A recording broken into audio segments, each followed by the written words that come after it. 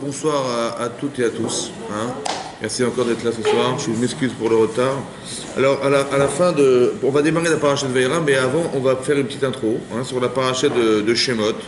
À la fin de la paracha de Shemot, lorsque Hachem demande à Moshe et à Aaron d'aller voir Pharaon, c'est pas très simple parce qu'il faut essayer de le convaincre de libérer Israël. Sur ce, Pharaon va dire, mais écoutez, c'est qui Hachem ? Je ne connais pas ce monsieur là, ce Dieu là, et il va dire c'est qui Hachem, et de la même manière que je connais ni Hachem, de la même manière que je ne le connais pas, je ne libérerai pas les Israël. Et il dit, et sur ce il va dire à Moshe, mais vous avez le temps de réfléchir, Nirpim, ça veut dire que vous êtes libre de pouvoir réfléchir et penser, alors je vais vous rajouter du travail. Et qu'est-ce qu'il va faire? Il va demander à ses officiers là de rajouter du travail, c'est-à-dire que dorénavant, les Israël iront chercher la paille. Alors qu'au départ, ils n'avaient pas besoin de le faire, et là, il va être obligé de rajouter, pour fabriquer des briques et fabriquer tout ce qu'il devait faire, c'était rajouter de la paille. Et sur ce, ils vont se plaindre, les Israël vont se plaindre auprès de Moshe Rabbeinu, parce que là, c'est vrai que ça devenait laborieux. Et donc, ils vont dire la chose suivante, Voilà. Ils vont dire comme ça, alors quelle page? Voilà, c'est la page 336, pardon, excusez-moi. On est à la fin de la paracha de Shemot, on est Perek E. Perek E, page 336 dans mon Chumash, Pasuk Kaf Aleph, 21. Vayomru Alehem. Donc ils leur ont dit, En fait, Rachid expliquait, c'est Datan Vaviram qui vont dire à Moshe Aaron, Yireh Hashem Alechem. Hachem va vous voir. Vaishpot Asher ev Hashem erichenu be'ene paro. Vous avez laissé une mauvaise odeur. Rechenu be'ene paro aux yeux de Pharaon. Ou be'ene avada aux yeux de ses serviteurs. D'être chere biyadam pour leur remettre un sabre biyadam dans leur main et orgueilleux pour nous tuer. Ça veut dire que déjà c'était dur. C'était Kotserouach. Ils avaient le souffle court. Ça veut dire que comme si vous aviez couru 300 mètres à fond, et puis on vous interroge, je dis comment ça va? Je n'ai même pas parlé. Kotserouach, le souffle court, ils étaient tellement assujettis, tellement sous la souffrance du travail, que même le souffle, ils n'avaient plus. Et là, on leur a encore ajouté du travail. Il dit, mais qu'est-ce que vous avez été faire d'aller les voir? Et c'est comme si vous aviez été remettre un sabre à nos ennemis pour nous tuer. C'est ça qu'ils ont dit. Ouais. Et regardez la réaction de Moshe Rabbeinu. Il va Yashov Moshe al Hashem. Et donc Moshe retourne parler à Hashem. Et il va lui dire, Hashem, Lama Reotar la Amazé. Pourquoi tu as fait du mal à ce peuple? Lama chez l'Artani, pourquoi tu m'as envoyé? Ou mais As Batiel Paro, et depuis l'instant où j'étais voir Pharaon, les Daber Bishemcha, pour parler en ton nom, et Ra la Amazé. Et donc il y a eu du mal à ce peuple, et sauvé, tu n'as pas sauvé ce peuple. Voilà la réaction de Moshe Rabbeinu. Il dit mais qu'est-ce qui se passe? Il est complètement affolé, Moshe Rabbeinu. Et à la suite de ce qu'il entend, il est affolé et il va dire une chose effroyable. Il va dire Areotal Amazé, tu as fait du mal à ce peuple. Lama Areotal Amazé, pourquoi tu as fait toi du mal à ce peuple? Pourquoi tu m'as envoyé? C'est-à-dire que moi, je voulais pas y aller. Bon. Je me sens pas forcément capable, ou bien j'avais tellement envie que ce soit toi qui les libère et pas sans passer par moi. Et qu'est-ce qui se passe? On a discuté pendant une semaine, finalement Moshe Rabbeinu accepte, mais ce qu'il a été faire, en conséquence, a été pire que s'il n'avait pas été. Vous avez compris? Et là on voit qu'il perd complètement, il sort de ses gonds. Il va dire une chose effroyable. Il va dire, mais pourquoi tu as fait du mal à ce peuple? Comme si c'était Hachem qui avait fait du mal. Bon, ça va? Et il dit, pourquoi tu m'as envoyé? J'aurais préféré ne pas y aller. On voit que la frustration qu'il a vécue, qu'il a subie, n'est-ce pas, elle est tellement forte que on a l'impression qu'il dit n'importe quoi. C'est vrai? Alors, qu'est-ce qu'on peut apprendre de là? Est-ce qu'on parle comme ça à Hachem, franchement? Bon, qu'est-ce qu'on apprend? Est-ce que là-bas, c'est marqué dans le Midrash Rabbah que c'était tellement fort, tellement dur d'Hachem dans une chose que, en fait, ce discours, il est condamnable. Mais Hachem a vu qu'il avait fait. Non pas pour condamner Hachem, il avait tellement de peine, il était tellement investi pour le clan Israël, tellement il avait souffert pour eux, que la réaction qu'il a eue, elle est logique. En fait, au fond de son cœur, il avait tellement de peine pour le clan Israël qu'il a dit, mais pourquoi tu m'as envoyé, pourquoi tu as fait ça? C'est pire qu'avant, et il est comme quelque chose qui lui est insupportable de voir, parce que c'est pire que s'il n'avait pas été, vous comprenez? Il dit, mais j'aurais préféré ne pas y aller, pourquoi tu m'as envoyé? Et tu savais, toi, que sa décision allait être comme celle-là, et tu le savais, toi, que ça aurait été pire, pourquoi tu m'as fait souffrir encore plus? À la vue de ce que je vois, un, je comprends pas pourquoi tu m'as envoyé, et deux, si tu m'as déjà envoyé, alors au moins sauve ton peuple. Vous comprenez ce qui se passe? Donc il y a une forme de tourment effroyable, insupportable, qui est au-delà des limites de ce qu'il aurait dû supporter. Et là, on voit qu'il perd complètement ses moyens. Moshe Rabbeinu. Qu'est-ce qu'on apprend d'ici?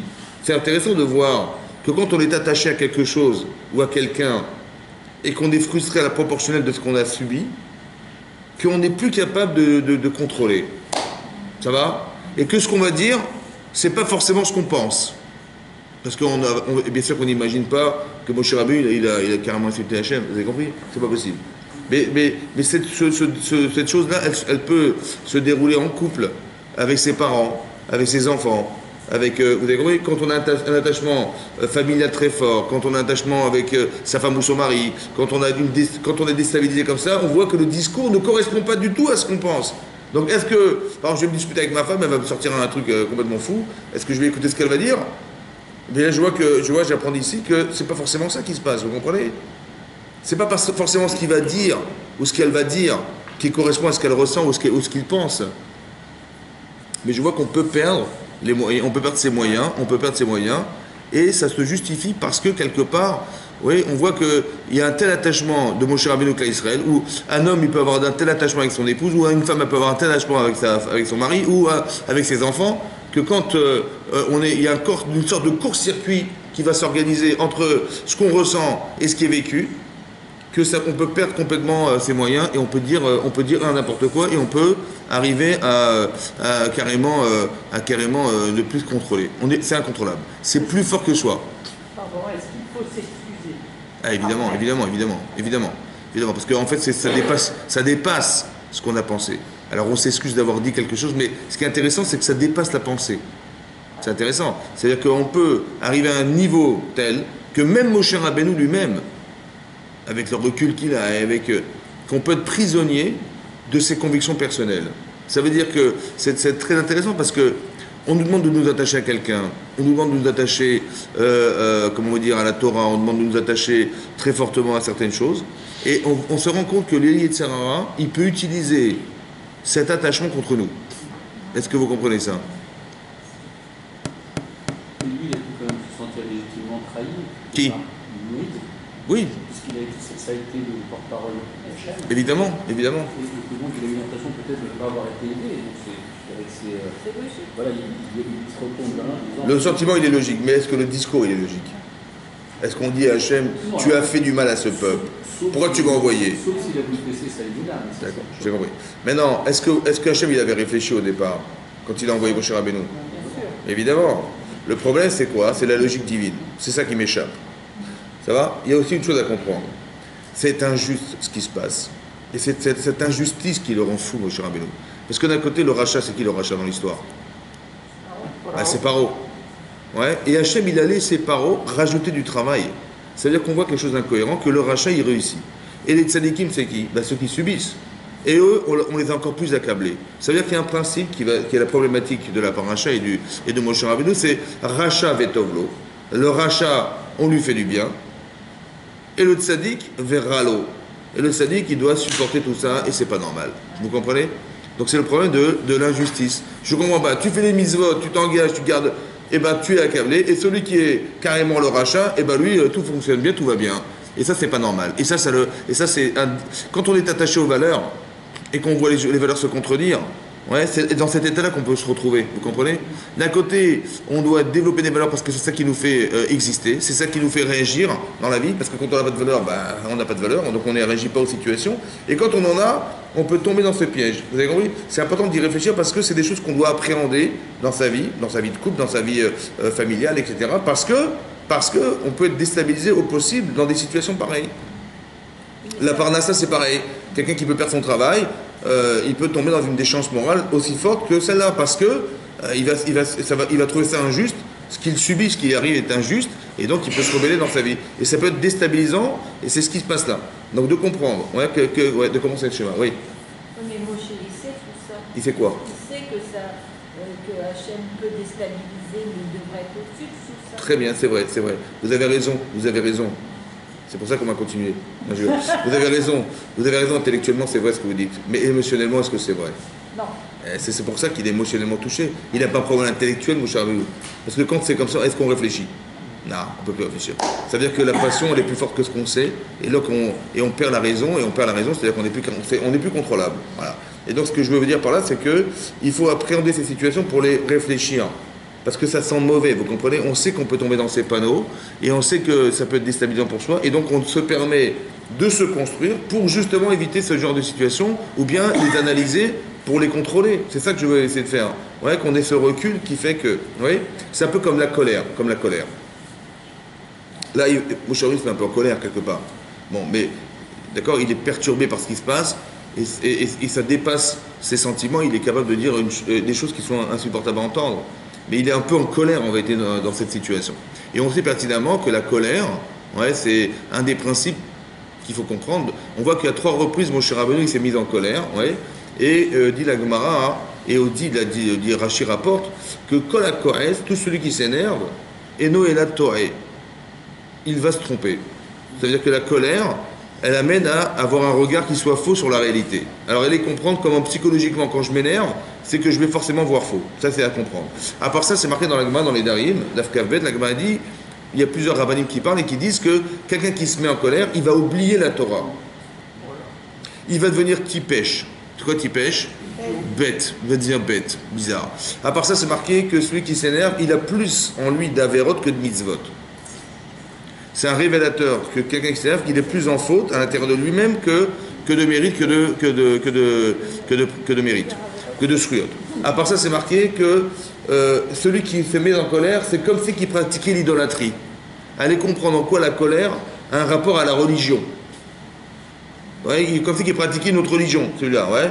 Voilà. Qu'est-ce que ça va avec la religion? Qu'est-ce que ça va avec la Torah? Comme si il pratiquait une autre religion que la Torah. En quoi le fait de se mettre en colère, c'est un révélateur de pratiquer autre chose. À part ça, Kol Mine Geinam, beaucoup de sortes d'enfers sont en lui. Est-ce que vous avez compris? Qu'on n'a rien compris. Beaucoup de Geinam, beaucoup d'enfers, Sholtimbo, comment dire, son cholet, c'est-à-dire on en prise sur lui. Beaucoup de sortes d'enfers. Comprenez? Est-ce que si un prof de maths il se met en colère contre ses élèves, il va oublier les mathématiques? Non. Hein? Il va oublier les mathématiques? Oui, très bien. Alors, apporte-toi à... Il va oublier les mathématiques, t'es sûr? Il va oublier les mathématiques? Hein? Non, d'accord, très bien. Il va pas oublier. Mais c'est bizarre que quelqu'un qui apprend la Torah, il oublie la Torah. Ouais, où est-ce qu'on a vu ça? C'est une Gemara dans Psachim d'Assamarvav qui dit là-bas que un jour... Hillel Azaken, il a été nommé le Rav d'une ville, ouais, les Bnei Pédat, je crois que c'était, et ils ont été demandé une question à Hillel. Ils ont dit, dites-moi Rav, pour la Pessah va tomber Shabbat, est-ce qu'on aurait le droit de mettre le couteau de la Shrita du Korban Pessah, ouais, parce qu'à l'époque il y avait le Beth Amikdash, dans les cornes du bélier pour le transporter jusqu'au Beth Amikdash. Et il s'est mis en colère. Il a dit, je comprends pas, c'est quoi ces questions-là? Vous avez Shmaya et Aftalion, qui étaient les rabbanim, les maîtres de Hillel Azaken. Ils étaient présents, etc. Vous auriez pu apprendre la Torah avec eux, et vous avez ce genre de questions, c'est des choses que vous auriez dû savoir depuis longtemps. Il s'est mis en colère. Ils ont dit, écoutez, Rav, excusez-nous. Bon, mais alors quel est l'akha? Il a oublié. Il va dire, Rish Lakish, il dit que la Kohetz, tout celui qui se met en colère, la Torah mistaleket mimenu. La Torah, elle se retire, elle s'efface de lui, elle s'envole. On a vu aussi à propos de Moshe Rabbeinu, dans Parashat Matot, que quand Hachem a dit à Moshe Rabbeinu, écoute, c'est simple, voilà, les Bnei Israël, ils ont été pris au piège par les Midianim, parce que Bilham, il n'a pas trouvé d'autre moyen de les faire fauter que carrément de prostituer les filles de Midian, hein, c'est ça. Et donc ils ont trébuché, ils ont failli dans cette épreuve. Et donc c'est comme ça qu'il a réussi à entre guillemets, il n'a pas réussi à les maudire, mais à les faire fauter, ça a marché. Et qu'est-ce qui se passe? Hachem a dit, écoute, tu vas faire la guerre contre Midian. Et après, tu mourras. Bon, c'est pas sympa. Hein, il lui dit ça. Qu'est-ce que fait Moshe Rabbeinu? Il dit, écoutez, ok, donc il y va, il demande à ce qu'on rassemble 1000 personnes, 1000 soldats par groupe de Shvatim, de tribus. Donc ils étaient 12 000 hommes, et allaient faire la guerre. Et là-bas, Rachid dit que bien que sa mort en dépendait, il a été, Bessimcha, les envoyer. Ça va? Bon, ils sont partis à la guerre, ils sont revenus. Et quand ils sont revenus avec les femmes. Avec les femmes avec lesquelles ils avaient fauté. Et là, Moshe, quand il a vu ça avec Sof, il s'est mis en colère. Contre les Pikoudé Echaïl, les gouverneurs de l'armée, c'est eux qui dirigeaient l'armée, il dit comment vous allez laisser faire ces... Vous n'avez pas vu, il y a eu 24 000 morts à cause de l'épidémie, ouais, à cause de ce qui s'est passé, et vous avez ramené ces femmes ici, il s'est mis en colère. Et là-bas, Rachid ramène la même chose qu'il s'est mis en colère, et donc il a oublié des halachot, des lois. Lesquelles? La kécharisation des ustensiles. Parce qu'ils ont ramené du butin, ils ont ramené des casseroles, des marmites et des poêles, etc., et qui appartenaient aux Midianim, et ils devaient les kéchariser. Qui c'est qui a énoncé ces halachot, ces lois? C'est pas Moshe Rabbeinu, alors que c'est lui qui était prédisposé à dire ces halachot, c'est Eleazar ben Aaron Cohen qui lui a dit les halachot. Il a dit voilà, tout ce qui passe par le feu, les brochettes, ben, si elles ont été trempées, on a embroché de la viande pas cachère et on les a brûlées, ben, le feu a fait pénétrer la viande pas cachère dans les broches, alors vous les cachériserez par le feu. Il y en a deux qui suivent, Khazak. Et si c'était par de l'eau, par de l'eau. Donc si c'était, on a fait bouillir de la viande, on a fait cuire de la viande, c'est rentré par de l'eau, ça sortira par de l'eau. Très bien. Comment ça c'est lui qui a énoncé ça à la faute? Parce que Moshe s'est mis en colère et il a oublié la Torah. Dans Midrash Rabbah, il ramène aussi là-bas que quand Hachem a dit à Moshe Rabbeinu dans le désert, vous savez quoi? Il va pleuvoir de la manne dans le désert de façon miraculeuse. Et les gens se nourriront de la manne. Mais attention, ça va tomber dimanche, lundi, mardi, mercredi, jeudi. Vendredi, il tombera 2 parts de manne.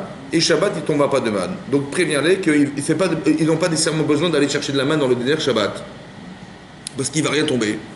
On dit ok, donc qu'est-ce qu'a fait Moshe Rabbeinu? Il leur a enseigné ces lois de Shabbat. Il leur a dit il ne faut pas aller chercher de la manne Shabbat, il n'y en aura pas.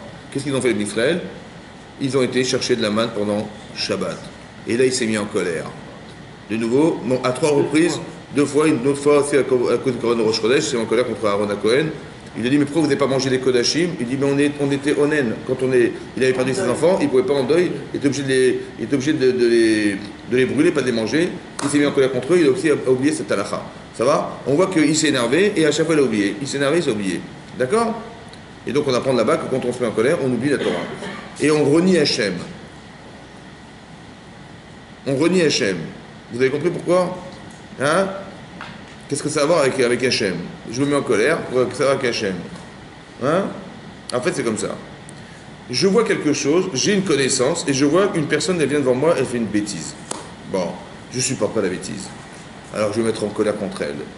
Je dis, mais qu'est-ce que t'es bête? Et je lui dis, ça va?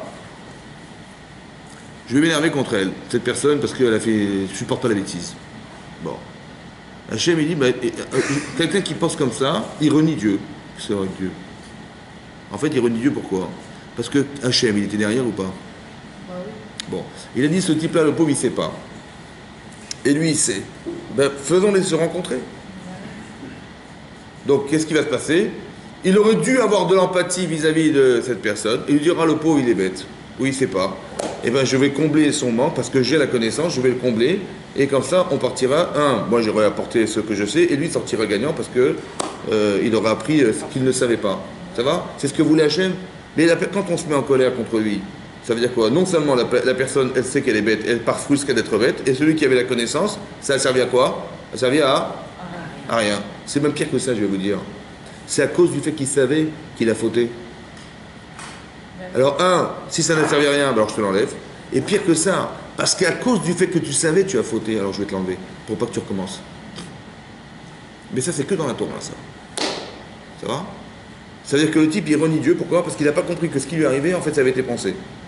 Et ça a été pensé dans l'intérêt de combler ce qui manque. Donc on te donne une connaissance, pas pour que tu la gardes. C'est que dans l'intérêt de combler ce qui manque. Donc si tu n'utilises pas comme il faut, ben on te l'enlève. Mais ça, c'est que dans la Torah, ça. Mais comment je sais? Parce qu'il s'est énervé. Quand on s'énerve, c'est qu'il y a une sorte de paradoxe qui va se créer entre ce que je sais de ce que je vois. Et comme je ne supporte pas de voir que les gens ne sont pas intelligents, ne font pas ce qu'il faut, ça me met en colère. Et donc, malheureusement, je perds la connaissance que j'ai. C'est ça qu'il est marqué là-bas. Hein? Maintenant, c'est aussi révélateur que si la personne s'énerve, c'est qu'elle n'a pas d'empathie. Mais si elle n'a pas d'empathie, c'est qu'elle a plus d'avéra que de misva. C'est quoi l'avéra? L'avéra, c'est de penser à soi. Et la misva, c'est de penser aux autres. Or, si je m'énerve, c'est que forcément, je pense plus à moi dans mon comportement que de penser aux autres. C'est pour ça que je m'énerve. Parce que je suis plus dans regarder comme les gens sont bêtes. Ça va? Au lieu de penser aux autres, je pense à moi. Et moi, je dis, regardez, en m'énervant, c'est une manière de dire, mais je ne suis pas comme eux. Vous comprenez ce qui se passe? Et ça, c'est pas dans l'ordre de ce que la Torah aurait espéré que soit. C'est pour ça qu'elle est révélatrice, que la personne est plus en faute que... La faute, c'est quoi? La faute, c'est révélateur de l'égoïsme de la personne. Ouais, quand on faute, c'est qu'on est égoïste. Ouais, dans toute forme de faute qu'on peut faire. Et ça, c'est aussi un révélateur psychologique que la personne est en faute. Donc, elle va se mettre en colère. Donc, on voit qu'ici, il y a un révélateur. Et Kol Mineginam, c'est comme Mineginam, il y a beaucoup de choses en la personne qui sont révélatrices de ce comportement. L'égoïsme, le manque d'empathie, le manque de considération de ce que je sais par rapport à ce que je donne, etc. etc. Et ça fait partie des manques. C'est ça le Guéinam. Le Guéinam, c'est quoi l'enfer? C'est quoi l'enfer? C'est quoi l'enfer? Hein? Comment? C'est quoi l'enfer? L'enfer. On dit à quelqu'un, il va aller en enfer. C'est quoi? C'est quoi? C'est quoi l'enfer? Comment? Voilà, on a la conscience d'être en manque dans un monde qui est comblé. Et on se dit, mais qu'est-ce qu'on fout là? Ça va? Ok? Et bien ça, c'est l'enfer. C'est-à-dire on se sent en décalage par rapport à une sorte de vérité qui nous rend fou, quoi. C'est ça l'enfer, ouais. C'est pas l'enfer, c'est pas... Le feu, c'est quoi le feu qui brûle? Ouais, il n'y a pas de feu. Le feu, c'est quoi? C'est ce qui nous dérange, en fait. C'est ça qui nous brûle, en fait. Quelque part, on est dérangé par le manque qui existe en soi et qu'on se sent décalé par rapport à ce qui doit être, à ce qui doit être vérité. Donc l'enfer, c'est les autres, c'est n'importe quoi. Ça peut être les autres aussi, mais c'est faux. C'est-à-dire, c'est faux. C'est une manière de voir que les personnes se plaignent, en fait, à cause des autres. C'est ça l'enfer, c'est les autres. Donc le regard qu'ont les autres sur soi nous amène à penser qu'on est malheureux à cause des autres. Voilà. C'est ça l'enfer, c'est les autres. Mais c'est pas de ça, donc je ne veux pas parler de ça. Je parle d'autre chose. Je parle de que la personne, imaginez-vous quelqu'un, hein, il n'est pas dans la Torah, bon, et il décède, il monte au Gan Eden. Bon, et il voit des gens qui tuent la Torah de la journée. Il dit, mais qu'est-ce que je fais là, moi? D'accord? Et ben, le monde dans lequel il est, c'est l'enfer pour lui. C'est ça l'enfer. Il se sent en décalage, ouais, parce qu'il n'a pas adapté sa vie en fonction de ce qu'il espérait être, de ce qu'on doit espérer de lui, pardon, et il se trouve en décalage, mais pour lui, c'est l'enfer. Parce qu'il n'a rien à faire ici. Vous avez compris? Voilà. Oui. Dieu est quand même capable de colère lui-même. De quoi de colère. Oui, mais bon, vous avez compris, oui, il tend son bras aussi. Vous savez, des fois, il tend son bras. Vous avez vu, c'est marqué Bizron et tout, il y a. Oui, c'est marqué. Ah, oui, j'ai compris. Mais c'est du métamorphose. Oui, j'ai compris, mais vous avez compris. Oui, on a compris. Par là, c'est quand même pas un attribut. Bien sûr. C'est pas propre. C'est juste pour qu'on comprenne. La Gemara dit que la Torah parle qui est la Shon Ben Adam, un langage humain pour qu'on comprenne. Mais jamais Hachem il se met en colère, je vous rassure. Ça va? C'est pour dire que c'est pas Hachem. Si moi j'avais vécu ça, je me serais mis en colère. Pour que je comprenne la gravité de la situation, mais jamais Hachem il se met en colère. Ça n'existe pas. Pourquoi il se met pas en colère? Pas besoin. Hein? Non. Pourquoi il se met pas en colère? Parce que la colère c'est une carence. Est-ce qu'il a une carence lui? Très bien. Donc il se met pas en colère. D'accord? D'accord. Mais non, finalement, pourquoi Hachem il a fait ça alors? Pourquoi Hachem il a dit à Moshe Rabbeinu d'aller voir les d'Israël, d'aller voir Paro, tout en sachant qu'il allait refuser et qu'il allait rejeter le travail? C'est ça la question qu'il avait Moshe. Alors pourquoi Hachem il a fait ça? C'est ça la question de Moshe Rabbeinu. Mais pourquoi tu m'as envoyé? Puisque c'est pire qu'au départ. Et tu le savais. Tu m'as fait de la peine pour rien, quoi. C'est ça qui se met en colère, oui? Mais pourquoi il a fait? Alors c'est marqué, alors là on va basculer sur la paracha qui va suivre. Alors ouvrez la paracha qui suit. Alors pardon, la fin de la paracha de Shemot, c'est marqué Vayomer Hachem el Moshe. Sur ce, Hachem va répondre à Moshe. Ata tiré. Maintenant tu vas voir. Hachem et Essel à Paro, ce que je vais faire à Pharaon. Ki biat razaka ishalechem. Ouais, parce que d'une main forte je les renverrai. Ou biat razaka et d'une main forte et garechem marzo je les chasserai de son pays. Maintenant tu vas voir. Ça veut dire quoi maintenant tu vas voir? Alors un Rav il a expliqué comme ça. Le Beth Alevi, un Rav il a dit comme ça. L'attitude d'Hachem, elle va avoir deux conséquences. Mais ça dépend. Si on a du mérite ou si on n'a pas de mérite. Si on a du mérite, Hachem il n'a pas besoin de créer cette forme de souffrance. Par exemple, vous allez voir que le mérite, il n'est pas simple. En fait, le mérite, il n'est pas simple. Vous allez voir que beaucoup plus tard, dans la paracha de Beau, là-bas, c'est marqué qu'Hachem, il va demander aux d'Israël de prendre un agneau, de l'attacher au pied de leur lit pendant 4 jours. Ouais, ils vont prélever le 10 du mois de Nissan, ils vont le garder jusqu'au 14. Le 14 dans la journée, ils vont faire la shrita, et le soir du 14 au 15, ils vont le consommer. Bon, c'est quoi l'agneau en Égypte? C'est quoi l'agneau en Égypte? Ben, l'agneau d'Égypte, c'est sacré, hein, c'est un dieu. Hein. Bon. Est-ce que vous imaginez qu'il savait pertinemment que c'était un dieu égyptien? Hachem leur dit prenez-le, attachez-le au pied de vos lits. Pourquoi? Parce que les Égyptiens ils vont voir, ils vont passer là-bas, ils vont dire mais qu'est-ce que vous faites là? Je dis ben, voilà, il dit mais c'est un dieu égyptien. Je dis je sais, oui je sais, on l'a mis là, mais pourquoi faire? Ben, parce que dans 4 jours on va le sacrifier. D'accord? Et on va le manger. Et on va prendre le sang et on va asperger les pintos et les lotos de nos maisons. Bon, l'épreuve, elle est simple ou pas?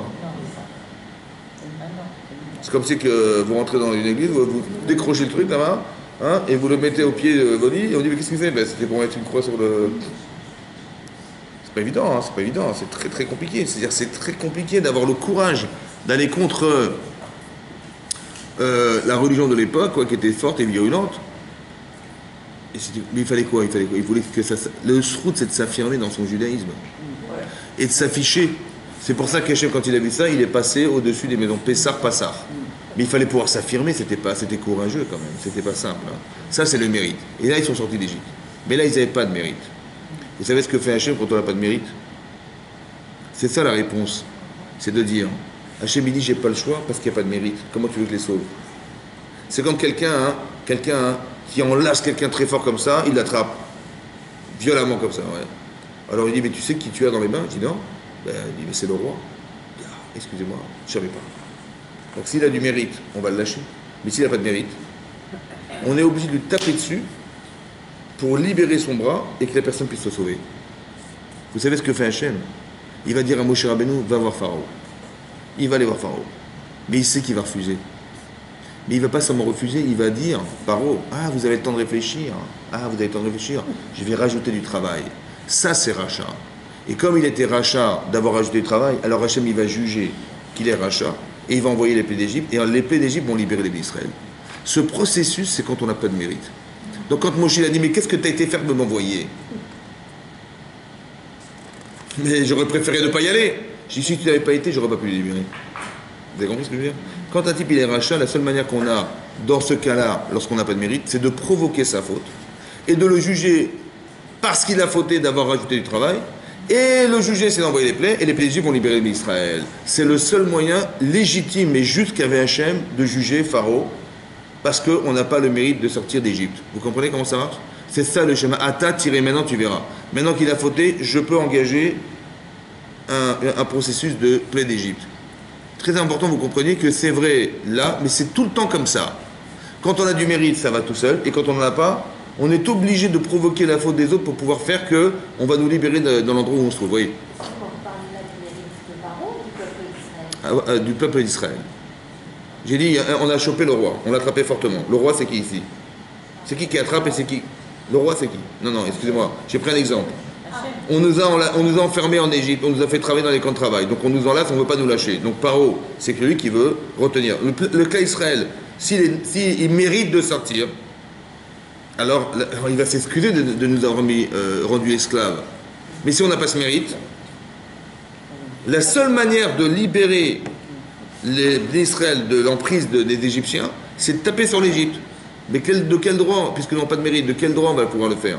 Alors Hachem, il va envoyer Moshe Rabbeinu chez Paro, il va provoquer son entêtement, et Paro, il va rajouter du travail, mais ce rajout de travail là, c'est révélateur de sa richoute. Et là, Hachem, il va juger, il va condamner, il va libérer. C'est la seule manière qu'il avait trouvé de libérer quand on n'a pas de mérite. Vous avez compris? C'est pour ça que la question, émotionnellement, elle est touchante de Moshe Rabbeinu. Pourquoi tu m'as envoyé ça? J'aurais préféré ne pas y aller. Je dis, mais je ne t'ai pas envoyé pour te créer de la souffrance. Je t'ai envoyé pour pouvoir, moi, me permettre de libérer les d'Israël. Vous comprenez comment ça marche? C'est-à-dire que Moshe devient un vecteur, et là, tout à coup, il va se passer quelque chose de fondamental à comprendre. C'est une justice divine. C'est un des fonctionnements de la justice divine. C'est comme ça qu'Hachem y juge. Vous comprenez? Voilà. D'accord? Ça veut dire que... Et d'un côté, on va comprendre autre chose. Parce que pourquoi ça passe par des plaies et des coups? Là, ça fait mal. Ouais.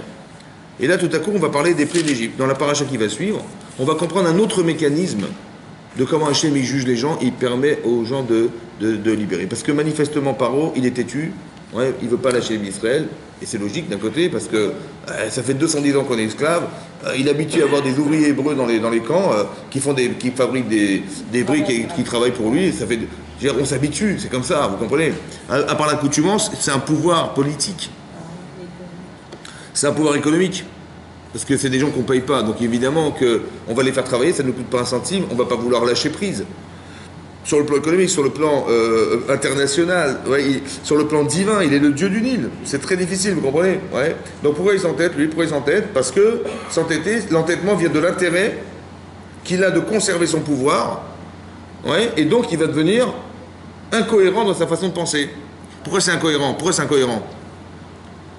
Ben, c'est incohérent parce que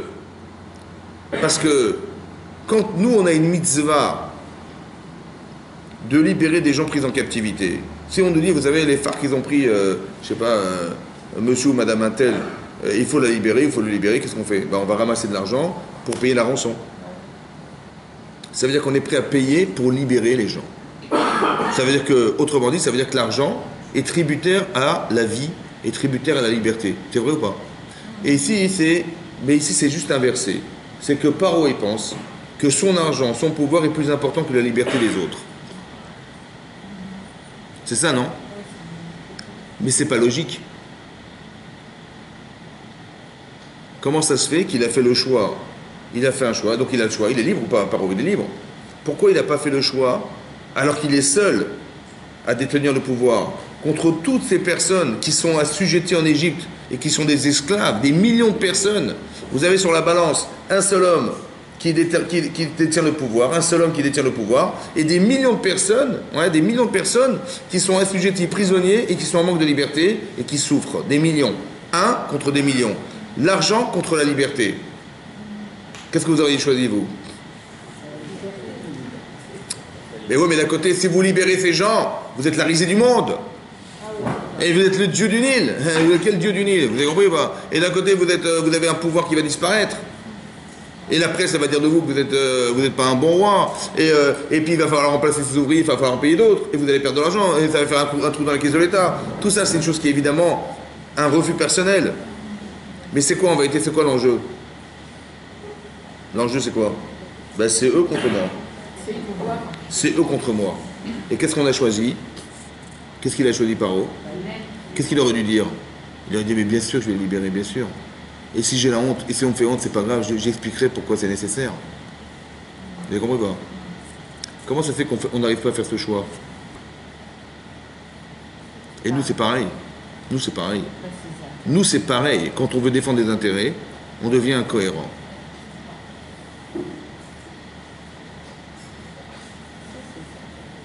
Par exemple, quelqu'un qui fume. Le Rav Dessler, il ramène cet exemple. Quelqu'un qui est un fumeur avéré, un vrai fumeur, il met son argent qui part en fumée. Son argent, il part en fumée. Et ça fait beaucoup d'années qu'il fume, monsieur. Et un soir, il a mal à la poitrine. Bon, il a une vraie douleur à la poitrine. Et là, il a bien compris, le médecin l'avait prévenu. Si vous avez mal, il faut venir me voir. Hein, parce que... Et il a compris que c'est la cigarette. Il dit, c'est fini, j'arrête de fumer, c'est terminé. Bon. Le matin, il se réveille. Il dit, mais bon, j'ai quand même envie de fumer. Une cigarette. Ça va? C'est pas grave. Hein? Une cigarette. C'est pas grave. Bon. Il finit sa cigarette. Bon, au bout d'un quart d'heure, il a encore envie de fumer. Il dit, bon, une cigarette. Ça va? C'est pas grave. Une cigarette. C'est pas grave. Et il fume une cigarette. Au bout de 20 minutes, il a envie de fumer. Bon, une cigarette. Ça va? C'est pas grave. Et il fume comme ça toute la journée. Et le soir, il se rendort, et le matin, il se réveille, il a mal à la poitrine. Comme il avait eu mal la veille, il a mal. Mais il dit, mais j'ai fumé, au final, j'ai cru que j'avais fumé qu'une cigarette, mais j'en ai pas fumé qu'une, j'en ai fumé 20. Donc je me suis fait avoir, d'accord? Et j'ai fumé. Ça va? Ça veut dire, la vérité, c'est quoi la vérité? Ben, la vérité, c'est que c'est dangereux. Ça, c'est Emmet. Mais qu'est-ce qu'il a pensé, lui? Il a dit, oui, bon, c'est vrai que c'est dangereux. Mais d'un côté, c'est dangereux, mais d'un autre côté, j'ai plaisir à fumer. Donc j'étais obligé de trouver un argument pour me soulager, qui est de dire, Une cigarette, ça va, c'est pas grave. Une cigarette, c'est pas grave. Mais je me suis rendu compte qu'une cigarette, en vérité, en entraîne une autre, et une autre, une autre, une autre. Finalement, j'en ai pas fumé qu'une, j'en ai fumé 20. Mais j'ai à chaque fois prétexté qu'une cigarette, c'est pas grave. Vous comprenez? Mais je suis rentré dans un système, une spirale, dans laquelle je me suis rendu compte que j'étais manipulé. Le pire, c'est que ça ne va pas l'empêcher de fumer. Il va continuer à fumer. Mais comment c'est possible que le désir de fumer est plus fort que la souffrance que ça engendre? Si je dis, voilà, si dans votre tête vous dites, il y a le plaisir de fumer, c'est du plaisir, c'est un plus, mais la souffrance et ce que ça engendre, c'est pire, c'est la mort, ça va? Entre prendre du plaisir ou disparaître, ben, le émettre, c'est quoi la vérité? Ben, la vérité, c'est que il n'y a pas photo, surtout si les photographes, hein? Il n'y a pas photo, donc ben, il vaut mieux s'arrêter de fumer, évidemment, ça va? Parce que la souffrance est plus forte que le surplus de plaisir. Et lui, c'est l'inverse qu'il va faire. Il va mettre sa vie en péril au détriment du plaisir qu'il a. L'incohérence. C'est pareil ici. Paro, il est incohérent. Il inverse les pôles. Tu dis le pouvoir contre la vie, et lui il dit non, je garde le pouvoir, et je garde le pouvoir, je garde mon argent au détriment de la vie des autres. Alors qu'il aurait dit non, mais non, bien sûr que je donne tout ce que j'ai pour libérer les personnes. C'est exactement l'inverse qui va se passer. Qu'est-ce qu'on peut faire pour lui? Qu'est-ce qu'on peut faire pour lui? Dites-moi. On le nettoie de ses intérêts. Et s'il se nettoie, c'est dans ton frère. C'est ça. C'est pour ça qu'il faut savoir balayer. C'est très important. Mais non, si on ne sait pas le faire soi-même, qui c'est qui va le faire? Hein? C'est Hachem. C'est un truc de malade. C'est quoi la première plaie d'Égypte? C'est quoi la première plaie? Hein? 200 ou 300? 200. Le sang. C'est le Nil est devenu... C'est qui le dieu du Nil? C'est Paro. Ben, c'est lui, c'est Paro. Donc, imaginez du jour au lendemain, le Nil, une rivière de sang. Et on voit, c'est pas de la blague, hein, parce que les poissons meurent, les plantes, elles dépérissent. Et donc, les gens qui sont des pêcheurs et les gens qui sont des agriculteurs, ils vont se plaindre. Ils vont aller voir qui? Ben, ils vont aller voir Paro, qui est le dieu du Nil. Ils vont aller voir Paro, ils disent bonjour, monsieur Paro. Je suis désolé, mais il y a un petit dysfonctionnement du Nil et une petite panne. Si ça ne vous dérange pas de réparer le Nil, puisque vous êtes le dieu du Nil. C'est vous le réparateur du Nil, ouais? Bon, qu'est-ce qu'il va dire? Il est un petit peu embêté quand même. Hein, il est un petit peu dérangé par le problème. Je veux les libérer. Hein? Je veux les libérer. Non, pour l'instant, il va dire, mais nous aussi, on s'est transformé, madame. Le sang, de l'eau en sang. Allez me chercher des sorciers, on va les transformer. Il dit, vous n'avez pas compris. Je ne vous ai pas demandé de transformer l'eau en sang, je vous ai demandé de transformer le sang en eau, si ça ne vous dérange pas. Bon, il a réussi ou pas? Non. Il a réussi ou pas? Il a réussi ou pas? Le Nil est revenu de l'eau? Ben non. Il n'est pas revenu de l'eau. Donc qu'est-ce qui s'est passé? Il y a deux façons de réagir. Soit quand on est démasqué, parce que, en fait, pourquoi il a refusé, encore une fois? Parce qu'il est du Nil. S'il les libère, c'est qu'il est nul. Et comme il est dieu du Nil, il ne peut pas les libérer. Donc il est prisonnier du pouvoir d'être dieu du Nil. Mais si tu n'es plus le dieu du Nil, qu'est-ce que tu as à défendre? Rien. Alors laisse tomber. Vous avez compris ou pas? Puisque tout l'argument finalement, c'est d'arriver à rester le dieu du Nil malgré tout, mais qu'il n'est plus le dieu du Nil, donc il n'a pas. Donc qu'est-ce qu'on tâche, il envoie les plaies, c'est pour quoi faire? C'est pour le punir? Nous, on croit qu'on te reçoit des trucs, c'est pour nous punir. C'est pas pour nous punir, c'est pour quoi faire? Hein? Non? C'est pour libérer ce qui est parti pris chez moi qui me rend têtu. L'entêtement, il vient d'un intérêt, mais j'en ai plus d'intérêt, donc je libère. C'est ça qu'Hachem il voulait. C'est vrai? C'est ça qu'Hachem il a fait en fait par ça. Et quand il a fait ça pour libérer la conscience de Paro, qui soutenait son entêtement, maintenant qu'il n'y a plus d'intérêt parce que tu n'es plus du Nil, alors à cause de ça t'entêter, il n'y a plus de quoi? Il n'y a plus d'argument pour t'entêter, tu devrais libérer. Et quand même il s'entête. Pourquoi il s'entête maintenant?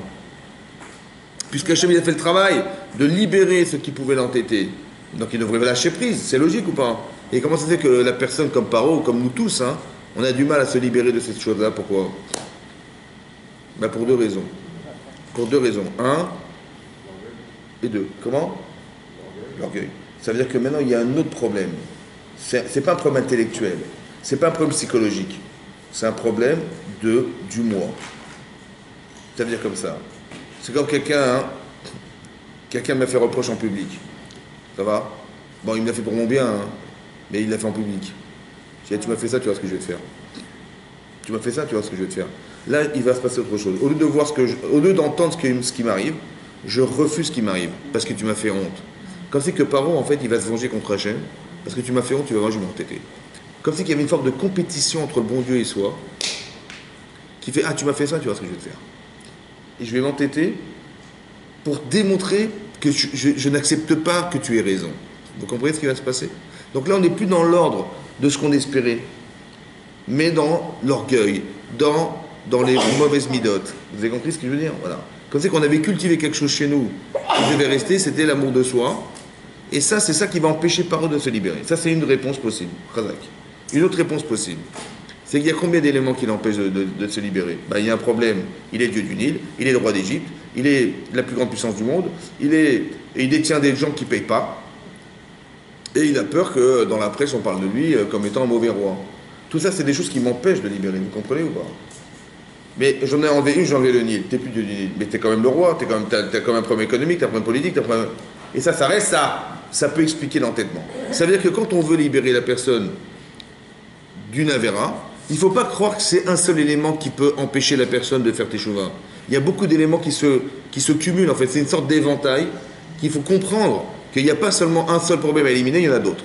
C'est pour ça qu'il va quand même s'entêter, à cause des autres éléments, et qu'Hachem, il est obligé de détruire, entre guillemets, l'Égypte, dans toute sa puissance, pour qu'il ne reste plus rien, puisqu'il n'y a plus rien à défendre.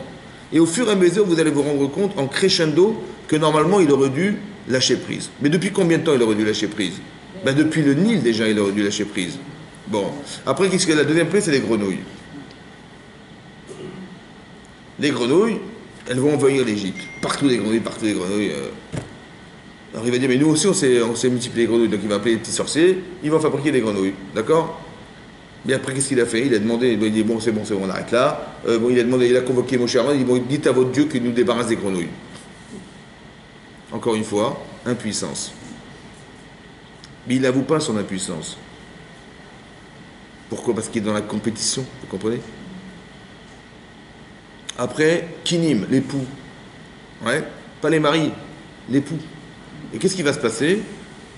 Ils vont se rater de partout. Il a dit, ah, qu'est-ce qu'ils vont dire les sorciers égyptiens? Il dit, là, c'est pas possible, c'est Esbaïlotim, ça. Ça, c'est le dieu de. Ça, c'est le doigt de Dieu. Ça veut dire que.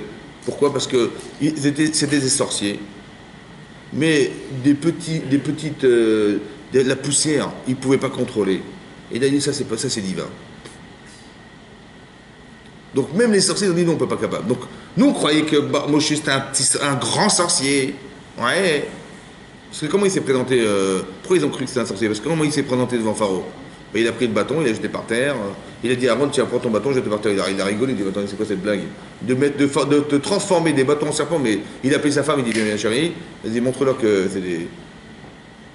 Et donc, qu'est-ce qui s'est passé? Ils ont voulu ridiculiser Moshe Rabbeinu et Aaron. Il dit, mais c'est quoi? Nous, on croyait que c'était un grand sorcier, Moshe Rabbeinu, mais c'est un apprenti sorcier. Et ils ont jeté. Mais qu'est-ce qui s'est passé? Le bâton d'Aaron est devenu serpent. Ensuite, il est redevenu bâton. Et le bâton, il a avalé les bâtons. Donc, quand le Paro, il a vu que le bâton d'Aaron, il a avalé tous les bâtons des sorciers, il aurait dû dire, oh là, ça va? Pourquoi ça n'a pas marché? Pourquoi ça n'a pas convaincu? Et pourquoi Hachem il a fait comme ça, à votre avis? Pourquoi Hachem il a fait que le bâton est devenu serpent? Et il était ridicule, Aaron, avec son petit bâton, et qu'il est redevenu bâton, et là, le bâton, il a mangé les autres bâtons. Pourquoi il a fait comme ça? Pourquoi il n'a pas fait directement que le bâton avale les bâtons des autres? Il dit, mettez vos bâtons, il aurait jeté le sien, ils auraient avalé tous les bâtons. Pourquoi il n'a pas fait comme ça, Hachem? Il aurait dû faire comme ça, Hachem. Pourquoi il n'a pas fait ça, Hachem? Alors fais comme ça, prends ton bâton, tu jettes par terre, il va avaler tous les bâtons. Comme ça, il aura prouvé à tout le monde que... Vous avez compris ce qu'il a fait ou pas? Hein? Vous avez compris? Pourquoi il n'a pas fait comme ça, Hachem? C'est pourquoi? Parce qu'il a... Hein? Il a arrêté. Parce qu'il est comme ça, écoutez-moi bien. J'ai gagné une fois. Quand j'ai vu Moshe Rabbeinu, il a transformé son bâton en serpent, mais nous aussi, on sait faire ça. J'ai gagné une fois. Moi aussi, j'ai montré qu'on était fort. Maintenant que j'ai gagné, il faut que je regagne. C'est comme le loto. C'est comme le loto. Le type, il a gagné une fois, il est foutu. Parce qu'il va dépenser tout son argent pour espérer qu'il va regagner. Et tout ce qu'il a perdu, il faut le récupérer. Alors il va dépenser de plus en plus. Alors que la probabilité de gagner elle est tellement infime qu'il n'a aucune chance pratiquement de gagner, vous comprenez? Mais c'est un cercle vicieux, parce que j'ai déjà gagné une fois, je vais regagner encore une fois. Ce principe, ça, c'est le principe du loto. C'est le même principe ici que dit, tu vas gagner. Voilà, t'as gagné, t'es content? Ouais, mais t'as perdu. Parce que le bâton d'Aaron, il a mangé tous les bâtons, t'as perdu maintenant. Il dit non, je vais regagner. L'entêtement, il s'explique comme ça. Vous avez compris? C'est qu'on a alimenté un désir chez Paro de s'entêter. Vous avez compris? Pour qu'en fait compte, il puisse avoir le Yetzirara de fauter. Mais pourquoi faire? Parce que d'un côté, je vais vous expliquer une chose. Quand tu vois le Nil en sang, c'est impressionnant ou pas? Donc ça suffit pas pour convaincre quelqu'un que Dieu existe. Il en faut un gros Yetzirara pour que le type il arrive à faire abstraction de quand même, ouais. Alors pour qu'il soit libre de faire un choix, il fallait qu'on ait un Yetzirara qui est proportionnel à ce qu'il va voir. Pas qu'il soit obligé de croire, mais qu'il ait décidé de croire. Vous avez compris la différence? On ne veut pas t'obliger à croire, on veut que tu décides de croire. Alors on va te mettre un Yetzirara qui est proportionnel à ce que tu vas voir. C'est pour ça que ça s'est fait de cette manière. Et cette manière, elle va un côté libérer Paro. Ça va? Donc Hachem, qu'est-ce qu'il espérait Hachem en faisant les macotes? Qu'est-ce qu'il espérait en fait, au fond de lui-même? Ce qui est incroyable. Hein. Il espérait. La première fois. Quand Hachem il a fait 1, 2, 3, 4 épées, qu'est-ce qu'il voulait faire? On a expliqué qu'il voulait retirer le parti pris de Paro pour qu'il décide de libérer, oui ou non? Ouais.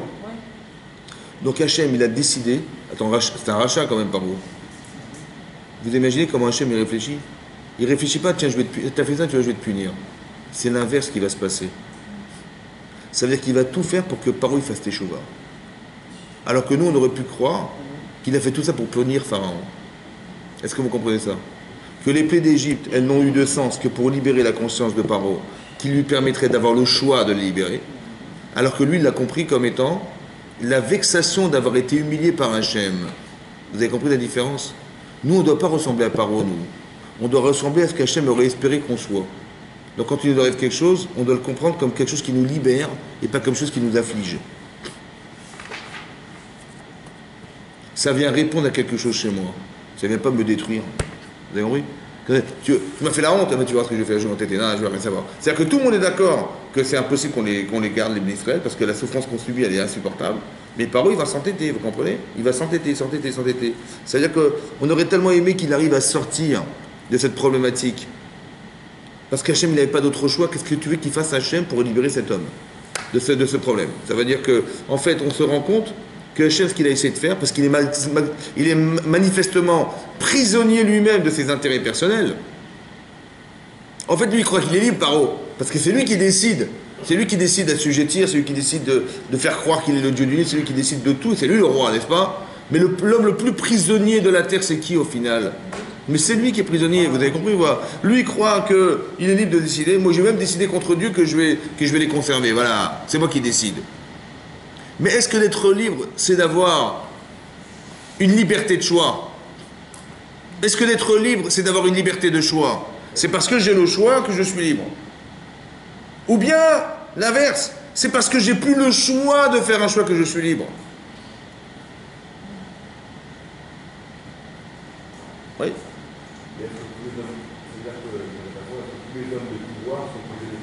Ah, évidemment. C'est très très compliqué. Les gens les moins libres, c'est ces gens-là. C'est-à-dire qu'ils ont la liberté de faire des choix, mais ils ont la capacité mentale à faire le plus d'erreurs possible. Parce qu'on va essayer de trouver ses intérêts personnels et pas forcément l'intérêt des gens qu'on gouverne. C'est pour ça tous les scandales politiques qu'on voit, c'est dû à ça. Mais c'est dû à quoi? Parce que le pouvoir étant, le type il sait qu'il va rester quelques années au pouvoir, c'est plus fort que lui. Il ne va pas chercher l'intérêt de... C'est-à-dire que le type il va faire l'ENA, il va faire les grandes écoles, ouais. Le seul problème qu'on a, c'est qu'on n'a pas formé ces gens à se libérer du pouvoir, mais à exploiter le pouvoir. C'est ça le danger. On dit tu vas être le chef, tu vas gouverner, mais dit d'accord, mais tu risques d'être victime du pouvoir. Parce que quand il va falloir faire, vous voyez, toutes les manifestations qu'on a aujourd'hui, les gilets jaunes, les gens, c'est-à-dire qu'on est obligé de casser,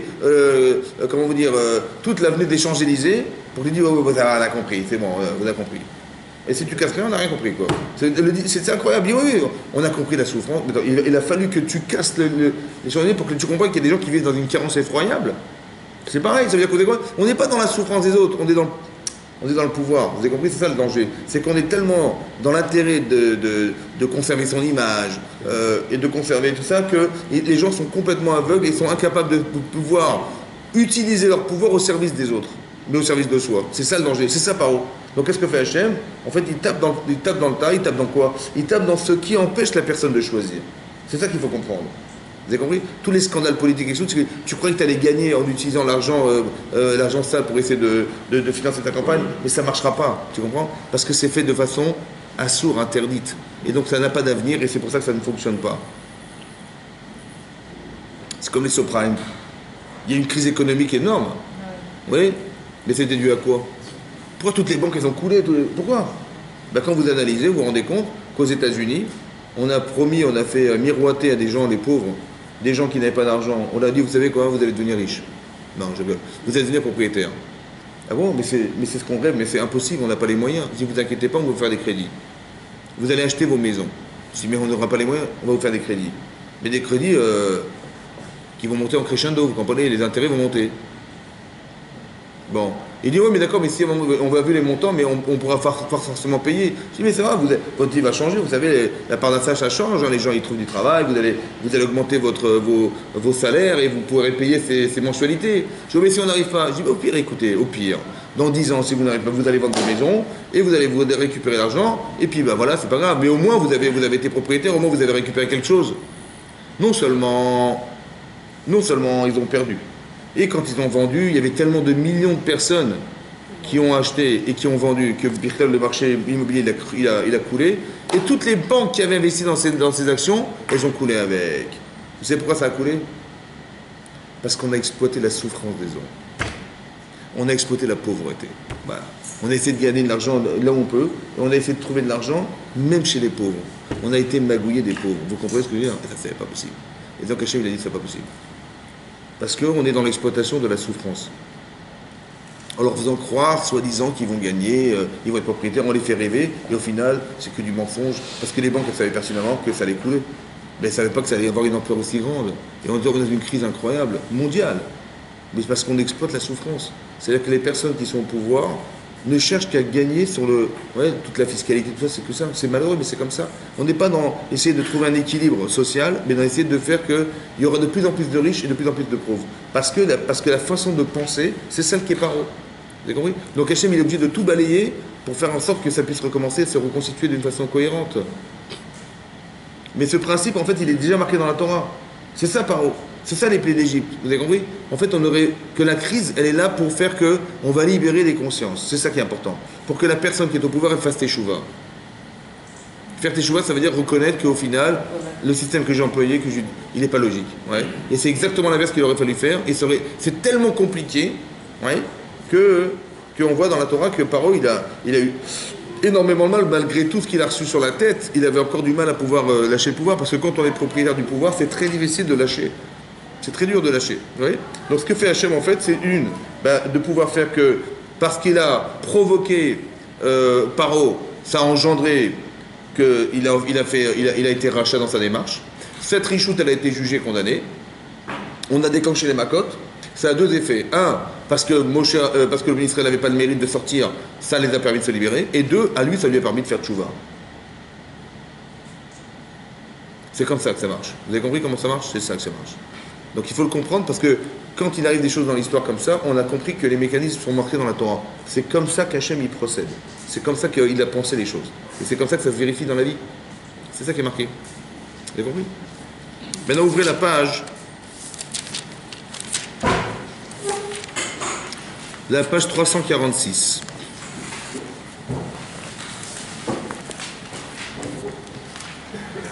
Là-bas c'est marqué, donc on est Perek Zain, Pasuk Gimel. Vous avez vu là-bas? Perek Zain, Pasuk Gimel. C'est marqué Vani Akshet Lev Paro. Donc Hachem il prévient Moshe Rabbeinu, il dit j'endurcirai le cœur de Pharaon, Ve'irbeti tototai, et je multiplierai mes signes, Vet Moftai et mes miracles, Beretz Misraim en pays d'Égypte. Qu'est-ce que ça veut dire? Je durcirai son cœur pour multiplier mes signes, oui, et mes miracles. Alors, Rashi explique comme ça. Regardez Rashi, il se trouve le petit guimel en bas, la dernière ligne de la colonne de droite dans Rashi, Ani Akshe. Vous avez vu? J'endurcirai. Rashi. Mais Achar chez Irshia, Veitris Kenegdi. Après que Irshia, il a fait fauter Paro, Veitris Kenegdi, il a créé de la colère face à moi. D'accord? Donc en fait, il est provocateur de colère d'Hachem, on va dire, entre guillemets. Vegalou il est fanaï. Hachem dit, et il est clair devant moi. She'en nachatruach beumot ovde kochavim.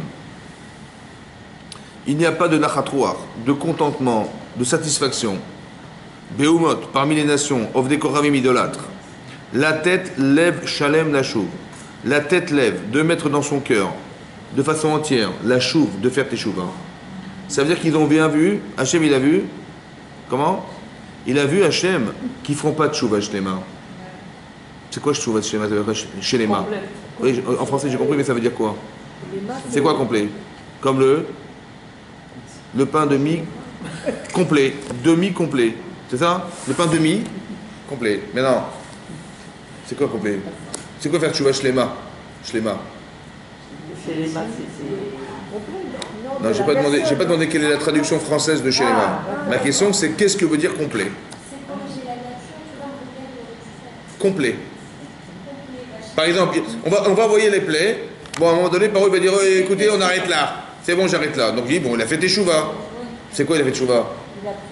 Il a pris conscience qu'il a eu tort de pouvoir croire que le pouvoir devait se conserver au détriment de la liberté des gens. Donc il a fait teshuva. Il dit excusez-moi, je me suis trompé, excusez-moi. Finalement, il dit non, non, dès que ça s'est arrêté, hop, il reprend le pouvoir, il dit non, non, vous restez là. Etc., etc., etc. Il n'a pas fait teshuva chez les mains. D'accord? Mais non, quand un homme, on ne fait pas teshuva chez les mains, ça sert à quelque chose de nous frapper dessus? À quoi ça sert d'envoyer les plaies? À quoi ça sert? On a dit pour libérer ce qui empêche un homme de faire un choix. Mais si tu vois qu'il n'arrive pas à faire teshuva chez les mains, ça a un sens de continuer à envoyer des plaies? Attention parce que le truc. Hein? Tiens, ça sert à quoi? Ça sert à rien. Après il envoie Hachem.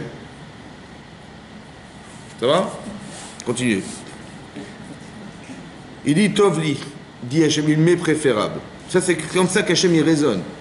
Chez Ikshe Libo, que je lui endurcisse le cœur. Lema'an arbot bototai, afin que je multiplise mes signes. Vetakiru atem ekvorati. Et vous, les Hébreux, vous reconnaissiez ma puissance. Et ça, c'est une vertu chez Hachem. Mais vie pour un autre, il envoie des châtiments, alumot, sur des peuples, pour que le Israël apprenne de ça, il craigne Hachem. C'est-à-dire que comme ça, c'était pas logique qu'Hachem il envoie les macotes. Tu sais pourquoi? Parce que de toute façon, Paro, il ne fera pas de chouva.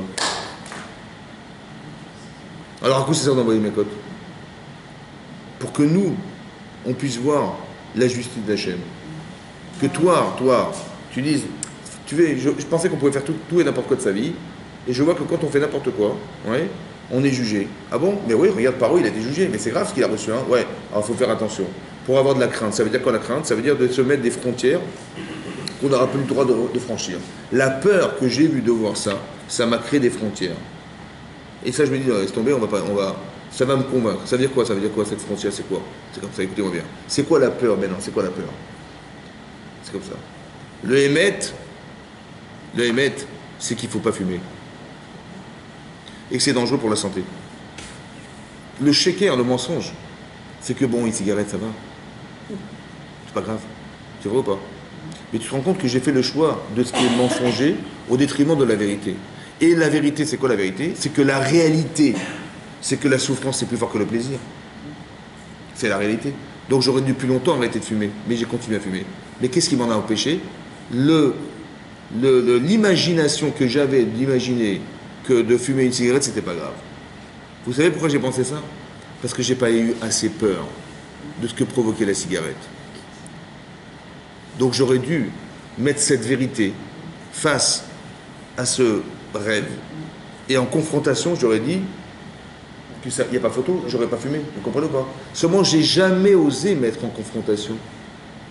Parce que si je mets en confrontation, je vais souffrir. parce que je vais m'arrêter. Mais j'ai pas envie de m'arrêter. Donc il faut sûrement pas que je les mette en confrontation. Ça veut dire qu'on n'a jamais provoqué le droit d'être libre. C'est pour ça qu'on est piégé. Vous comprenez ce que ça veut dire, ça? La liberté, ça aurait été de confronter la vérité avec ce que tu rêves. Parce que tu dis, bon, bah, une cigarette, ça va, c'est pas grave. Mais pourquoi j'ai dit ça? Parce que j'ai tellement envie de fumer que je me dis, bon, bah, il faut que je trouve une solution entre la souffrance et le plaisir. Moi, j'ai trouvé la solution, c'est une cigarette. Mais je me suis rendu compte que c'est un engrenage. Je me suis fait avoir.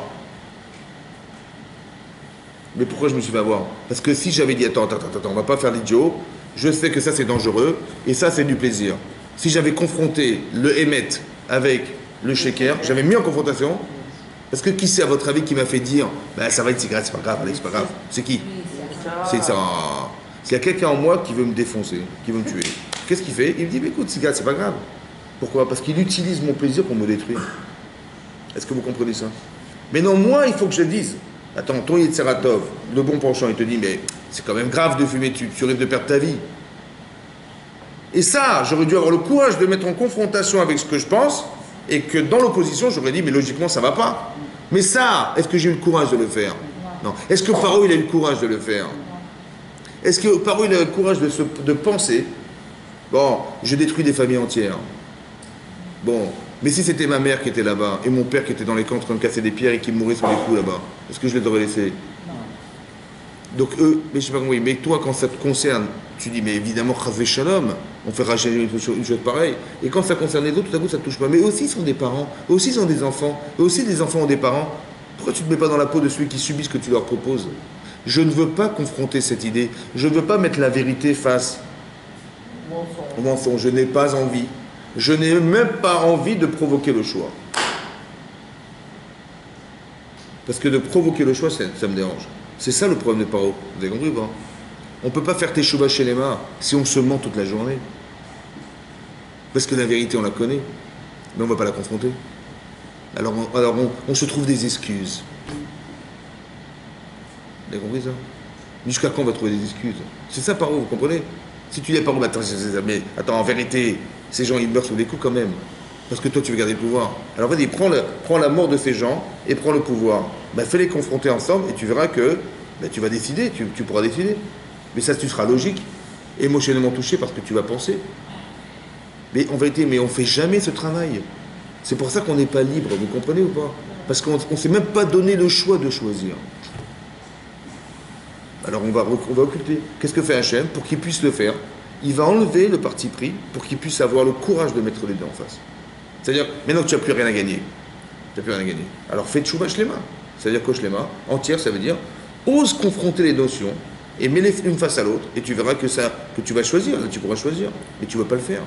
Mais pourtant, j'ai tout enlevé pour. Alors je dis non, parce que je ne veux pas que tu gagnes.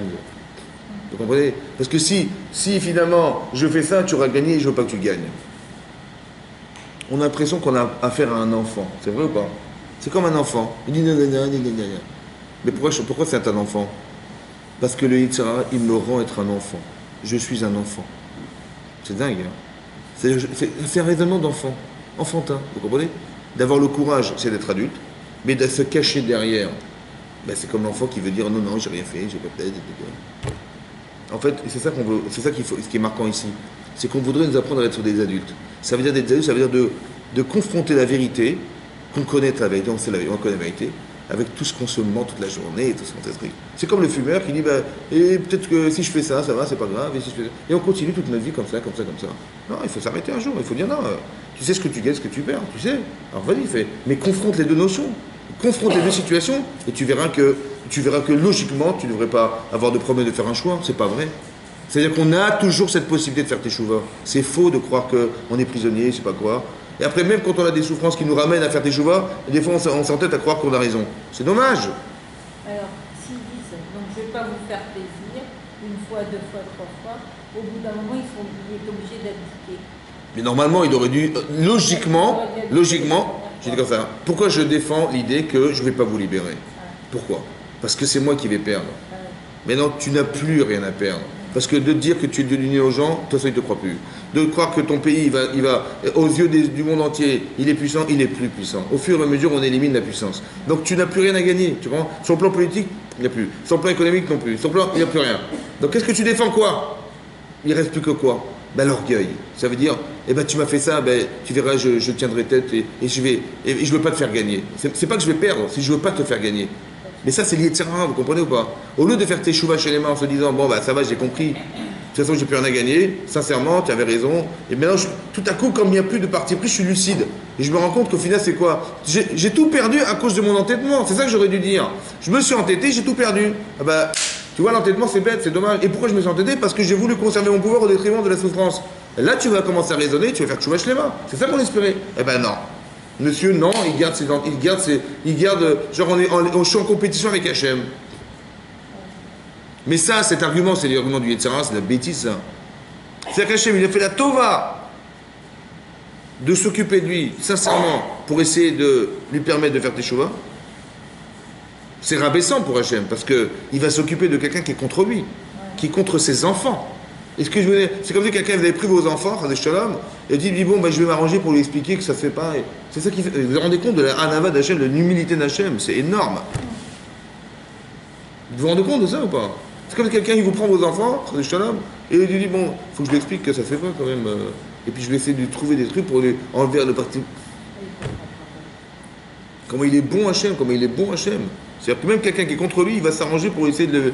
Mais il voit que ça ne marche pas, il ne fera pas de choix de schéma. Il dit bon, bah, c'est pas grave, on va continuer, mais au moins vous, ça va vous servir à vous. C'est-à-dire que le seul mérite qu'il a d'être paro, c'est de permettre d'être un vecteur, un recteur révélateur de la justice d'Akadosh Baruch Hu. C'est tout ce qui lui reste. Même ça, Hachem, il va lui donner ce mérite. Et nous, on dit qu'Hachem n'est pas bon. Il est bon. Ah, il est bon, il est bonbon, au carré. Il est bonbon. Pas comme paro à la menthe. Ah oui, parce que pas mentir dans la vie. Ouais. Mais c'est ça qui est important que vous compreniez, c'est des mécanismes en fait, des mécanismes qu'Hachem utilise, et nous on apprend dans la Torah pour comprendre comment ça fonctionne derrière tout ça, tout ce qu'on verra jamais en fait, vous comprenez, tout ce qu'on verra jamais. Et vous voyez que Hachem il fait tout en sorte pour essayer justement de faire que le monde soit meilleur, et que tous les gens qui ont fait des choix mauvais, des mauvais choix, ils puissent faire teshuva shlema pour pouvoir faire que ça puisse s'arranger. En fait, il les a laissés partir et après, par son orgueil, il a voulu. Et finalement, non, il a dit oui, je vous libère, donc, mais au final, il n'a jamais libéré qui que ce soit. Et donc, au final, c'est un miracle parce que les Hébreux, ils ont été sauvés. Ouais. Mais en vérité, vous comprenez que ce que dit Rachid, le Midrash Rabbah, il dit que si ça ne lui servira pas, ça pourra quand même servir. Mais on voit des fois que ça ne servira pas et ça ne servira pas. Mais des fois, on voit que, au contraire, vous allez voir, vous allez tirer des enseignements. Vous allez voir que, par exemple, on voit des situations, je ne sais pas moi, ce qui passe en Syrie, parce que dans le monde, on voit des choses incroyables. Que par désir de conserver un pouvoir, ou des gens qui veulent récupérer le pouvoir, il y a des guerres, des machins, on se rend compte que c'est. Mais en fait, on tout ça pourquoi? Parce que c'est les mêmes conflits, vous comprenez? Mais nous, on voit ça de l'extérieur. Si on connaissait l'histoire de ces pays, on pourrait comprendre plus en profondeur pourquoi Hachem est intervenu de cette manière. Mais bon, on ne connaît pas forcément l'histoire, mais ce qu'on voit, c'est des mécanismes. Je vois en Syrie, c'est pareil. Le type, il va tuer 300 000 personnes parce qu'il dit, mais si moi, les gens, ils en avaient marre, ils voulaient déchoir Bachar al-Assad, ils voulaient le déchoir, et ils ont fait Alors qu'est-ce qui s'est passé? Au début, ils tuaient des gens de la population, mais après, Daesh s'est mis là, donc on va faire la guerre contre Daesh. Bon, en fait, tout s'est mélangé, vous comprenez? On a voulu se débarrasser d'un truc, et finalement, au lieu de s'attaquer à lui, on s'est attaqué aux autres. Mais lui, en vérité, c'est un criminel aussi, vous comprenez? Et au lieu de dire, s'ils veulent pas de moi, je m'en vais, non. Il va dire non, je vais éliminer ceux qui sont contre moi pour conserver le. Il va être capable d'assassiner des gens pour garder un pouvoir. C'est effroyable. C'est un peu ça, c'est exactement la même chose. C'est les mêmes mécanismes qui se déroulent dans l'histoire en permanence. Vous avez compris? C'est toujours pareil. Mais ces systèmes-là, ils sont marqués là, à travers un homme qui est paro. D'accord? Donc à la fois, il représente la personne du pouvoir, mais on est tous un peu dans le pouvoir. C'est juste de comprendre que quand on cherche l'intérêt personnel, maintenant, il faut faire attention parce que ça peut être dangereux pour nous. Quand on veut défendre une image, on veut défendre un pouvoir, on veut défendre des intérêts personnels. Et des fois, c'est vrai. Des fois, c'est vrai. Vous avez vu le paradoxe? Regardez la différence entre Paro et Moshe Rabbeinu. Moshe Rabbeinu aussi, il est prisonnier de quelque chose. La volonté qu'il a de sauver l'Israël. Et quand il voit qu'au final c'est pire que s'il n'avait pas été là, il va se mettre en colère. Ou il va se révolter, c'est injuste. Mais l'autre, il va vivre, donc il va vers une injustice émette. Et l'autre, il va vivre une injustice shaker. Mais oui, vous avez vu le paradoxe. Regardez la différence entre le tzaddik, la réaction qu'il a, et le rachat, la réaction qu'il a. Mais ça, il faut construire, ça se construit, ça. C'est un paradoxe incroyable entre deux personnes qui sont chacun dans le pouvoir, mais l'autre, il utilise son pouvoir au service de Israël. Parce que vous pensez bien que c'est pas par hasard qu'il se fait retrouver chez la fille de Paro. Hein? Et c'est pas par hasard qu'il a grandi dans le royaume de Paro. Parce qu'il devait être un roi un jour. Seulement, le truc extraordinaire, c'est que Paro, il a décidé que les enfants qui allaient naître, on allait les jeter au Nil. Et l'enfant qui va non seulement sauver le clan Israël, il va être dans le Nil. C'est non seulement sa fille qui savait pertinemment que son père avait décidé de les noyer, les enfants juifs, ouais, qui va elle sauver cet enfant, et que c'est lui qui va devoir entretenir l'enfant qu'il aurait dû détruire. Et qui va même lui permettre d'être un jour le roi d'Israël. Parce qu'il a vécu dans un domaine qui était la royauté d'Égypte. Démentiel, quoi. C'est-à-dire que tu ne peux pas te battre contre Hachem. T'as compris, quoi? C'est-à-dire, qu'est-ce que tu veux gagner? C'est ça qui est marqué là. Et regardez ce que Paro il a construit, et regardez ce que Moshe il a construit. Alors qu'ils ont vécu dans le même pouvoir. Mais quel pouvoir? Mais comment tu utilises le pouvoir? Au service. Vous avez compris? Quand Moshe il grandit chez Paro, le seul objectif qu'il a, c'est d'aller voir la souffrance des Israël. C'est tout ce qui l'intéresse. Pourquoi? Et c'est ça qu'on ne voit pas. Parce que les gens qui montent au pouvoir aujourd'hui, ils vont déléguer, vous comprenez? Toi va occuper des associations de ça, toi va occuper ça, mais lui il est sur son trône. Il ne va jamais descendre voir la pauvreté des gens ou les gens, ou toute la souffrance qui existe autour d'eux-mêmes. Jamais, jamais, ça se fait pas, vous comprenez, ça se fait pas. Moshe, non, Moshe il est en haut, il descend en bas lui. Pourquoi il descend en bas? Parce qu'il sait pertinemment que demain, le pouvoir va l'empêcher de souffrir pour les autres. Alors pour être libre de faire un choix pour les autres, il faut tomber dans la souffrance des autres. Et quand tu souffres pour les autres, tu dis ben, c'est moi contre eux.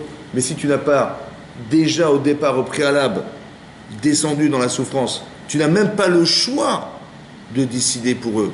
Parce que ce choix n'existe pas. Quand on fait un choix, c'est qu'il y a les deux. Il y a toi et eux, mais il n'y a pas eux. Donc comment tu veux qu'un type il puisse faire un choix pour les autres alors qu'il n'est même pas dans la problématique des autres? C'est pour ça qu'on est obligé de casser les rues de Paris pour qu'un type commence à se réveiller, qu'autour de toi, il y a de la souffrance. Il y a des gens qui sont retraités, ils n'ont même pas de quoi manger. C'est pas normal. Donc il y a un problème. Vous avez compris? Mais si je rentre dans la souffrance, c'est moi qui est déstabilisé. Et je veux pas. Et Moshe Rabbeinu, non, il est élastique, Moshe Rabbeinu. Il est là-haut, il est en bas. Mais pourquoi il est en haut, il est en bas? Parce que si tu es en haut et que tu descends pas en bas, tu ne pourras jamais faire le choix des autres. Toujours le tien. C'est pour ça qu'au moins il se donne la possibilité de faire le choix de ceux qui souffrent. Ou bien, que comme il sait pertinemment qu'il faut les sauver, il faut les sauver. Mais pour les sauver, il faut aller voir Paro. Et Paro, il est têtu. Mais si je ne souffre pas de devoir libérer les Israël, quand je vais voir Paro, et je saurai qu'il va refuser, au final, qu'est-ce que je vais dire? Je vais dire, j'ai fait ce que j'ai pu, j'ai pas réussi. Vous savez ce qui va se passer? C'est qu'on les libérera jamais. Mais pourquoi? Parce que j'ai pas assez souffert de devoir les libérer. Il faudrait que je souffre jusqu'au point de dire je n'ai pas le droit de dire que j'ai pas réussi. Je n'ai pas le droit de dire j'ai fait ce que j'ai pu. J'ai pas le droit de dire ça. D'accord? Donc je vais descendre, je vais souffrir, hein, jusqu'à ce que je vais tellement souffrir que je me mette à la place de ceux qui souffrent et je dis mais moi, si c'était moi, j'aurais jamais osé dire j'ai fait ce que j'ai pu. Vous avez compris ce que fait Moshe Rabbeinu?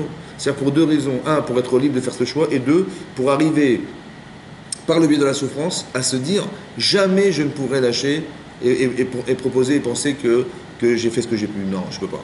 Vous avez compris ce que ça veut dire, ça? Voilà. Donc il fait ça, les Shem Shamaim. C'est pas l'inverse de ce qu'on croit. Vous avez compris? Voilà. C'est comme si il se faisait souffrance, les Shem Shamaim, pour pouvoir s'engager. Alors que l'autre, il veut au contraire ne jamais souffrir pour ne pas s'engager.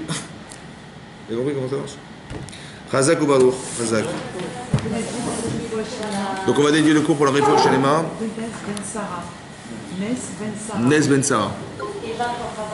Eva Korava Batiael.